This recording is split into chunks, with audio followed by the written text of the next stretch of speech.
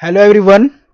In this video of UPSC lens series, इस video में हम इंडिया बांग्लादेश बायलैटरल रिलेशनशिप के ऊपर बात करेंगे और सिर्फ जो एग्जाम के लिए रिलेवेंट है, एग्जाम के लिए इंपॉर्टेंट है, हम वही चीज़ें डिस्कस करने वाले हैं। ठीक है, ये वीडियो बहुत शॉर्ट होने वाली है। ठीक है, मुश्किल से 10 मिनट की वीडियो होगी और इसके अंदर जितनी भी इंपॉर्टेंट चीज़ें इंडिया और बांग्लादेश बायलैटरल रिलेशनशिप के ऊपर हम सब चीज़ डिस्कस करने वाले हैं। ठीक है, अब देखो प्रीलिम्स के लिए क्या इंपॉर्टेंट है। First thing, Bangladesh liberation war. ठीक है, ये पता होना चाहिए आपको, 1971 वाली कहानी। And then important military exercise between India and Bangladesh, comprehensive economic partnership agreement जो कि अभी हुआ नहीं है, बात चल रही है, नेगोशिएशन चल रही है इसके ऊपर। गंगा वाटर ट्रीटी, ठीक है, एंड तीस्ता एग्रीमेंट। ठीक है, तीस्ता रिवर के ऊपर है। ठीक है, अब देखो इतना तो आपको पता होगा कि इंडिया एंड बांग्लादेश शेयर करते हैं एक यूनिक रिलेशनशिप, क्योंकि इनका कल्चर, लिंग्विस्टिक और हिस्टोरिकल टाइज रहा है हमेशा से। ठीक है, अब देखो इंडिया बांग्लादेश एक ऑर्गेनिक बॉन्ड भी शेयर करते हैं। उसका रीजन भी यही है, कल्चरल और हिस्टोरिकल इवेंट रहा है। Plus Bangladesh was a part of India, ये तो आपको पता ही होगा। जब पार्टीशन हुआ इंडिया का 1947 में, तो ये ईस्ट पाकिस्तान बन गया। वेस्ट पाकिस्तान जो आज का पाकिस्तान है, और ये ईस्ट पाकिस्तान बन गया। ठीक है, अब 1971 में क्या हुआ था, बांग्लादेश लिबरेशन वॉर हुई, जिसके अंदर इंडिया ने हेल्प करी और बांग्लादेश को लिबरेट करा, और बांग्लादेश ऐसा न्यू नेशन बनता है। ठीक है, और सबसे पहले हमने ही बांग्लादेश को क्या करा था, रिकॉग्नाइज किया था ऑफिशियली कि Bangladesh is a new country है। ठीक है, थोड़ा करंट इश्यूज को भी समझो। बांग्लादेश की प्राइम मिनिस्टर थी शेख हसीना। मैं बोल रहा हूँ थी, क्योंकि इन्होंने इस्तीफा दे चुकी हैं 5 अगस्त को ही। इनके खिलाफ वाइड स्प्रेड प्रोटेस्ट हो रहे थे। ठीक है, इनके ऊपर एलिगेशंस थे कि ये इन्होंने अनफेयर इलेक्शंस कराए हैं, करप्शन किया है, ह्यूमन राइट्स का अब्यूज़ किया है, और एक लंबे समय से ये प्राइम मिनिस्टर है। तो वहाँ की जनता क्या चाहेगी, हमारा प्राइम मिनिस्टर चेंज होना चाहिए। तो उन्होंने इनके खिलाफ प्रोटेस्ट किया, और इतना वाइड स्प्रेड हो गया है प्रोटेस्ट कि इनके घर तक पहुँच गए प्रोटेस्टर्स। तो इनको अपना घर छोड़कर इंडिया आना पड़ा। इंडिया ने इनकी हेल्प करी और इन्होंने अपनी जान बचा के ये हिंडन एयरबेस पे पहुंच गई इंडिया के अंदर। ठीक है, अब इस बांग्लादेश की क्राइसिस की वजह से क्या हुआ, जो हिंदू रह रहे थे बांग्लादेश में, उनके ऊपर अटैक होने लगे, और उस अटैक की वजह से जो हिंदू है ना, एक लार्ज नंबर में इंडिया बांग्लादेश के बॉर्डर पे आ गए और बोलने लगे कि भैया हमें शरण दे दो, हमें बांग्लादेश में खतरा है। ठीक है, तो ये एक ह्यूमैनिटेरियन क्राइसिस में बदल गया है। अब गाइज इसके अंदर ना ये चीज़ें ना इतनी इंपॉर्टेंट नहीं है, ये कहानी नहीं पूछी जाएंगी, लेकिन अगर आपको ये कहानी पता होंगे ना, तो आप इस रिलेशंस को, इंडिया बांग्लादेश के रिलेशन को बहुत अच्छे से समझ पाओगे। एंड गाइज हुआ क्या है अभी, जो शेख हसीना है ना, उनका डिप्लोमेटिक पासपोर्ट भी इस समय कैंसिल कर दिया है वहाँ की गवर्नमेंट ने। जो वहाँ की इंटरिम गवर्नमेंट बनी है ना, उन्होंने अभी इनका क्या, कौन सा पासपोर्ट, डिप्लोमेटिक पासपोर्ट रद्द कर दिया है। ये बात को ध्यान रखना। अब देखो, अब आते हैं हम थोड़ा हिस्ट्री के ऊपर कि 1971 में हमने लिबरेट किया बांग्लादेश को, और एज अ न्यू कंट्री ये फॉर्म हुई। और 16 अगस्त को हम क्या मनाते हैं, विजय दिवस मनाते हैं। अब इसी दिन जो है ना, पाकिस्तान की आर्मी, नियर बाई 90,000 की आर्मी ने ना सरेंडर किया था। ठीक है, ये बात ध्यान रखना।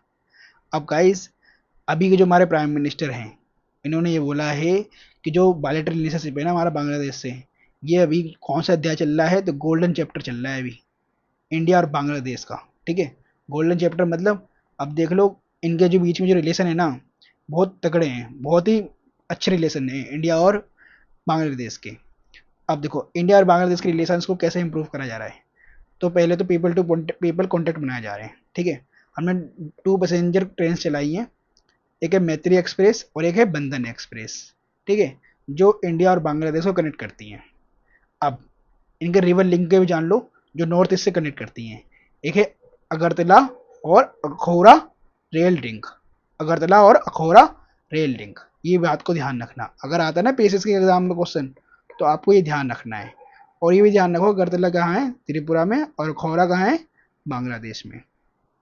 अब एक बात और, कल्चर कोऑपरेशन में आपको ध्यान रखना क्या है, इंदिरा गांधी कल्चर सेंटर चल रहा है ढाका के अंदर, जो इंपॉर्टेंट रोल करता है culture link between the 2 countries. ठीक है, अब इसके अंदर ट्रेनिंग प्रोवाइड मिलती है। ट्रेनिंग किस चीज़ की मिलती है, तो योगा में, कथक में, मणिपुरी मणिपुरी डांस में, हिंदी लैंग्वेज में, हिंदुस्तानी कल्चरल क्लासिकल म्यूजिक के अंदर। ठीक है, इंदिरा गांधी कल्चरल सेंटर जो कहाँ है, ढाका में है, और यहाँ पर ये सारे की सारी चीज़ें सिखाई जाती हैं। अब गाइस डिफेंस कोऑपरेशन क्या है? तो डिफेंस कोऑपरेशन में आपको ध्यान रखनी है मिलिट्री एक्सरसाइजेस। दोनों कंट्री के बीच में जो मिलिट्री एक्सरसाइज होती हैं उनका नाम याद रखना है। ठीक है, क्वेश्चन आता भी है 2024 के प्रीलिम्स में भी क्वेश्चन आया है। ठीक है, मिलिट्री एक्सरसाइज के ऊपर। ठीक है, अब देखो फर्स्ट जो है मिलिट्री एक्सरसाइज जो इम्पोर्टेंट है वो है एक्सरसाइज संप्रीति। ठीक है, एक ये ध्यान रखना है, और दूसरा है बोंगो सागर एक्सरसाइज। ठीक है, बोंगो सागर एक कैसी है? तो ये ध्यान रखना, बोंगो सागर जो है वो रीजनल कमांडर्स की मीटिंग होती है, किसकी? कोस्ट गार्ड्स की, एंड एनुअल डिफेंस डायलॉग होता है इसके अंदर। ठीक है, और जो संप्रीति जो एक्सरसाइज है इंडिया और बांग्लादेश में, ये है ज्वाइंट मिलिट्री एक्सरसाइज। ठीक है, अब ध्यान रखो। और एक गाइस और, ये देखो ना, ये नेवी के है बोंगो सागर, ये ध्यान रखना नेवी की है ये। अब वाटर शेयरिंग के ऊपर हमने अभी पैक्ट किया है, वो है खुशियारा पैक्ट। ठीक है, और उस पर एग्री कर चुके हैं दोनों के दोनों कंट्री। अब इन्होंने सिग्निफिकेंट ट्रांस बाउंड्री भी कनेक्ट कर दी है, मतलब इन्होंने बता दिया कि भैया वाटर की जो ट्रांस बाउंड्री है किसकी किस तरफ रहेगी और किसकी किस तरफ रहेगी। ठीक है, खुशियारा, ये ध्यान रखना। मल्टीलेटरल कोऑपरेशन में India and Bangladesh have been cooperating on multilateral platforms like SAARC और बीमस्टेक, ये भी ध्यान रखना। सार्क और बीमस्टेक दोनों ही इंडिया और बांग्लादेश इसके पार्ट है, सार्क के भी और बीमस्टेक के भी। ठीक है, ये भी ध्यान रखो। और ये तो अधिकतर बच्चों को पता होगा, जो नए बच्चे हैं उन्हीं को नहीं पता होगा, बाकी तो सबको पता ही है। अब देखो cooperation on the Rohingya crisis. Rohingya जो है मुस्लिम्स हैं, कहाँ के? म्यांमार के। अभी उनको जब म्यांमार छोड़ना पड़ा ना, तो ये बन गए रिफ्यूजी। कहाँ बनेंगे? जिनकी पड़ोसी कंट्री है, तो बांग्लादेश हो गया, इंडिया हो गया। तो इसके अंदर दोनों को दोनों जो कंट्री हैं ये ऑपरेशन चलाती हैं, ऑपरेशन इंसानियत। ठीक है, इंडिया और बांग्लादेश, और रिलीफ असिस्टेंस प्रोवाइड करती हैं किसको? रिफ्यूजी कैंप्स के अंदर बांग्लादेश। ठीक है, फिर के ऊपर डिस्प्यूट है इंडिया एंड बांग्लादेश का। इसमें 2011 के अंदर हमने नेगोशिएशन किया था, एग्रीमेंट किया था कंक्लूड। इसमें बात करी थी कि इंडिया का 42.5% जाएगा वाटर, और बांग्लादेश के अंदर जाएगा 37.5%, और रिमेनिंग हम फ्री फ्लो के लिए छोड़ेंगे। अभी भी इसके अंदर सम डिसएग्रीमेंट है, अभी भी ये पूरी तरीके से ये डिस्प्यूट खत्म नहीं हुआ है। एंड देन हमारा सेकंड डिस्प्यूट है फरक्का बराज डिस्प्यूट। ठीक है, जिसके अंदर बांग्लादेश का कंसर्न है रिगार्डिंग जो हमारा जो गंगा रिवर है उसके रिगार्डिंग का डिस्प्यूट चल रहा है। ठीक है, बांग्लादेश का। अब इन गाइस अभी हमने ट्रेड के मामले में ना कॉम्प्रिहेंसिव इकोनॉमिक पार्टनरशिप एग्रीमेंट का नेगोशिएशन चला रहे हैं बांग्लादेश के साथ, और ये 2018 से इसके ऊपर बातचीत हो रही है। अभी तक इसमें फाइनल नहीं हुआ है, ये चीज़ इंडिया के अंदर कमी है। देखो ये सारे ना फ्री ट्रेड एग्रीमेंट बहुत जल्दी होने चाहिए, इससे हमारा ट्रेड जो है ना और फास्ट ग्रो होता है।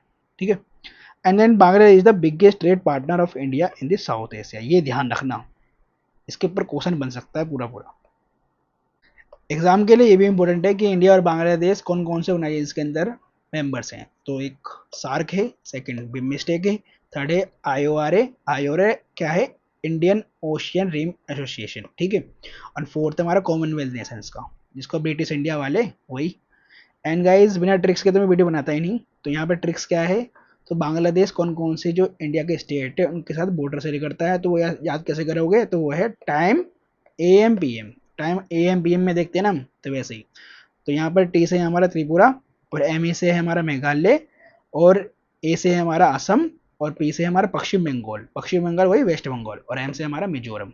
तो ऐसे करके आप याद रख सकते हो कि जो बांग्लादेश जो है लैंड बॉर्डर शेयर करता है हमारे इन सारे स्टेट्स के साथ। ठीक है, त्रिपुरा, मेघालय, असम, पश्चिम बंगाल एंड मिजोरम। और बांग्लादेश सबसे लंबी बॉर्डर शेयर करता है इंडिया के साथ। ठीक है, वो कितनी की है? वो है 4096 किलोमीटर की। इसके ऊपर एक क्वेश्चन भी है, आप बताओ इसका आंसर क्या होगा? एंड ईजी है, ये मैप भी दे सकते हो कि त्रिपुरा जो है 3 साइड से लैंड बॉर्डर शेयर करता है किसके साथ? बांग्लादेश के साथ। ठीक है, अब ये क्वेश्चन देखो मैं कराता हूँ आपको कि इस क्वेश्चन को करना कैसे। अगर आपने इसके बारे में पढ़ भी नहीं रखा होगा ना, थोड़ा कॉमन सेंस यूज करो, लॉजिकल ट्रिक यूज करो, ये क्वेश्चन आराम से होता है। देखो, the value of Indo Sri Lanka trade has constantly increase in the last decade. अब देखो ये बोल रहा कॉन्स्टेंटली, ये वर्ड पकड़ो। अब देखो कॉन्स्टेंटली का मतलब क्या हुआ? ऐसे बिल्कुल स्लिप, बिल्कुल नहीं, ये चलता जा रहा है ट्रेड। यहाँ पर ना तो डाउन हुआ, ना तो अप हुआ, ना डाउन हुआ ना अप हुआ। तो कॉन्स्टेंटली हो सकता है कि ट्रेड बिल्कुल अप होता चला जाए, कभी डाउन ना जाए? अरे कोविड में भी डाउन गया था ना, तो कैसे हो सकता है भाई? तो ये पहला स्टेटमेंट बिल्कुल गलत। अब देखो थर्ड स्टेटमेंट पढ़ो, in the last 5 years Nepal has been the largest trading partner of India in South Asia. अभी हमने बात करी थी ना बांग्लादेश है, एक बात बताओ, बांग्लादेश हमारे पर कैपिटा इनकम में पीछे कर दिया इंडिया को, बांग्लादेश ने, तो नेपाल कब से हो जाएगा हमारा largest trading partner? South Asia में तो हमारा लार्जेस्ट ट्रेडिंग पार्टनर जो है वो बांग्लादेश है। एंड देखो टेक्सटाइल के मामले में तो भैया बांग्लादेश हमें टक्कर देता है। तो एक इम्पोर्टेंट, देखो यूपीएससी ने इसे ठीक भी करा है, an important item of trade between India and Bangladesh. खुद बोल रही है एक इम्पोर्टेंट आइटम है ट्रेड का, किसका? इंडिया एंड बांग्लादेश का, वो है टेक्सटाइल एंड टेक्सटाइल